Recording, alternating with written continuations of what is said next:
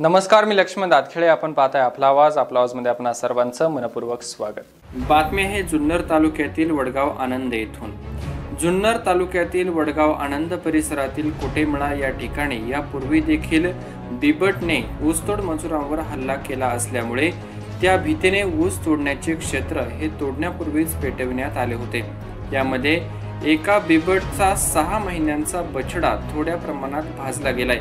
शेतमालक तानाजी देवकर यांनी तात्काळ वन विभागाशी संपर्क करून घडलेल्या घटनेची माहिती दिली.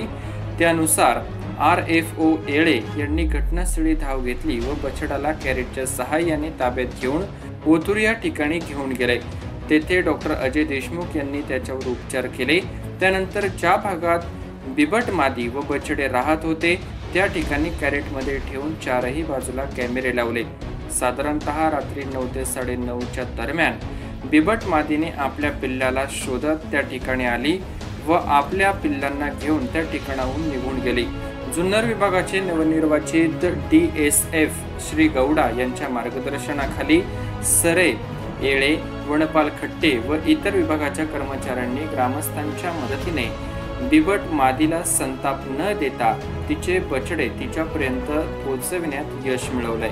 या घटनास्थळी सरपंच शशिकांत लाड, दत्ता गाडके, समीर देवकर, संयुक्त वन समितीचे अध्यक्ष DB वाळुंज व इतर ग्रामस्थ उपस्थित होते.